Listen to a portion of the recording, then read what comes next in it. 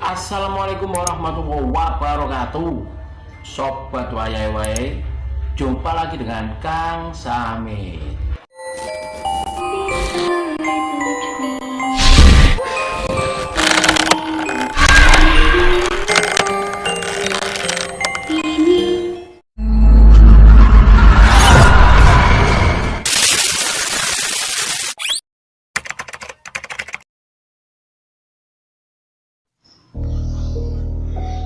Pengalaman horor bisa dialami di mana saja, misalnya saat tengah berkendara dan melewati jalan tol.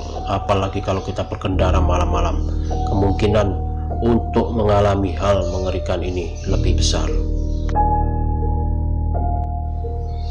Saat sedang mengantuk atau ngebut, itu menjadi momen paling sering buat merasakan kejadian horor ini.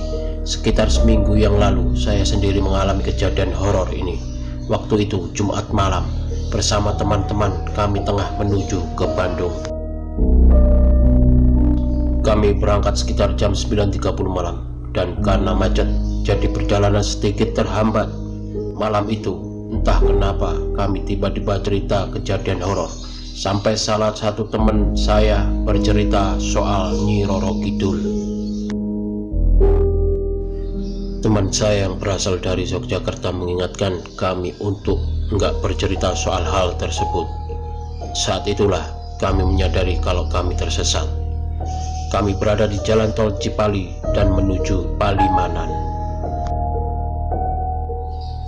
Saat itu sudah tengah malam, suasana gelap banget. Jalanan sepi, hanya ada 1-2 truk yang terlihat. Lampu jalan juga nggak ada. Dari map kami tahu kalau sejauh 3 km lagi ada pintu tol, jadi kami bisa bertanya di sana. Nyatanya pintu tol itu kosong tanpa penjaga.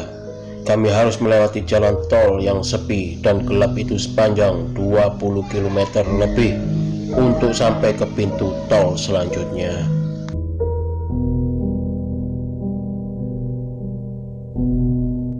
Teman saya yang duduk di jok belakang menyadari kalau teman saya yang menyetir melihat ke kaca spion. Ekspresi wajahnya langsung berubah setelah melihat ke kaca spion.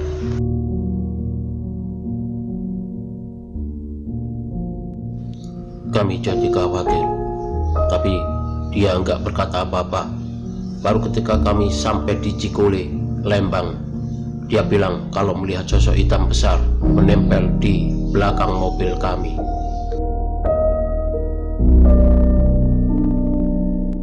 Terang saja kejadian ini bikin kami merinding dan bikin saya sadar kalau nggak usah cerita macam-macam kalau lagi di perjalanan. Cerita horor di jalan tol menjadi salah satu yang banyak diomongin. Ketika mengalaminya, kita merasa ketakutan, tapi nggak bisa kemana-mana selain terus menuju pintu tol.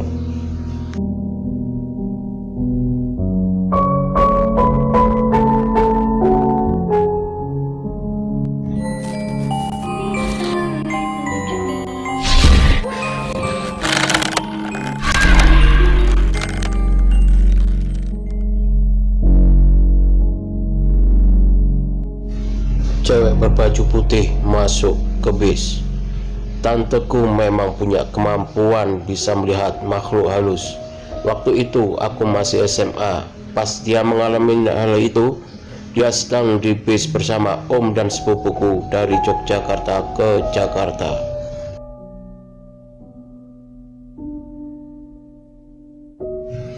Semua orang sedang tidur ketika dia tiba-tiba terbangun sekitar jam 2 malam. Dia melihat perempuan berbaju putih masuk ke bis. Jalannya melayang gitu sampai bagian belakang bis.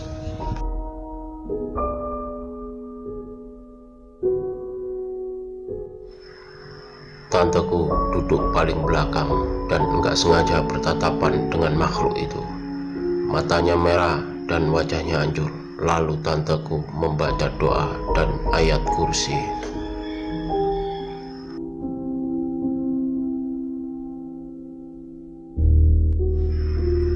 Begitu sampai di Jakarta, tanteku baca berita kalau ada kecelakaan di jalan tol itu selang beberapa menit dari bis yang ditumpangi tanteku lewat.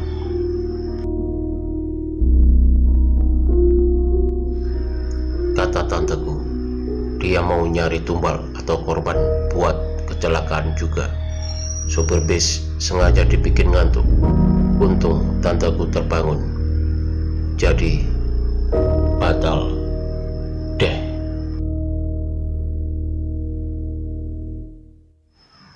Setelah dia keluar dari bis, anak bayi dan balita pada menangis. Jadi semua penumpang ikut terbangun. Tanteku juga melihat banyak yang teriak minta tolong di luar bis.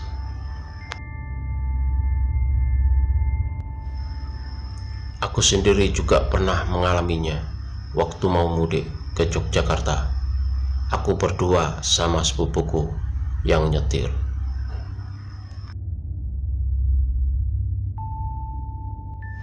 Dia agak ngantuk, tapi aku ingat kata tanteku, kalau lagi di tol malam-malam banyakin doa, karena banyak makhluk halus yang biasanya bikin ngantuk.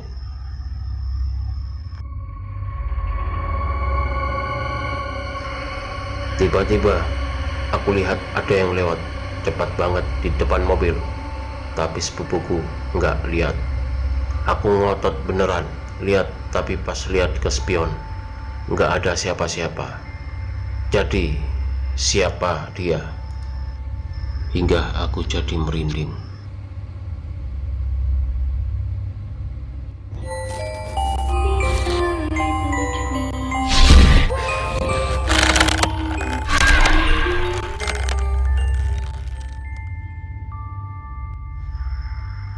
Liburan menyeramkan yang dialami oleh satu keluarga. Liburan menyeramkan terjadi saat keluarga yang terdiri dari ayah, ibu, dan seorang anak berusia 8 tahun itu pergi berlibur ke Bandung dengan melintasi jalan tol Cipularang. Tol Cipularang menjadi salah satu jalanan paling angker di Indonesia. Jalan tol sepanjang 54 km yang menghubungkan Cikampek, Purwakarta, dan Padalarang ini dibangun di dekat Gunung Hejo yang konon katanya dipercaya sebagai kerajaan makhluk gaib. Berbagai kejadian mistis kerap terjadi di jalan tol Cipularang.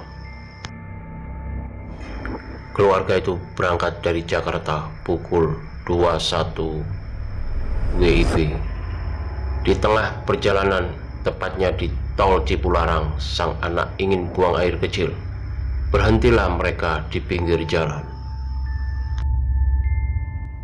Setelah buang air kecil, sang anak terlihat hanya diam, murung, dan pucat.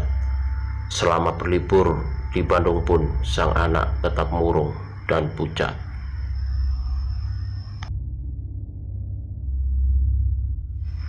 Karenanya, mereka memutuskan pulang ke Jakarta, padahal baru 2 hari berlibur.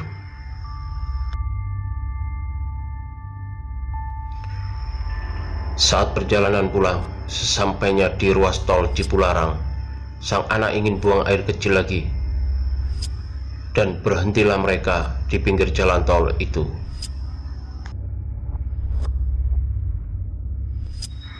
Kemudian sang anak itu hilang, entah kemana dan tak kembali. Orang tuanya lantas lapor ke polisi. Setelah lapor ke polisi, betapa kagetnya mereka. Ternyata sang anak sudah menunggu di pos polisi selama 2 hari.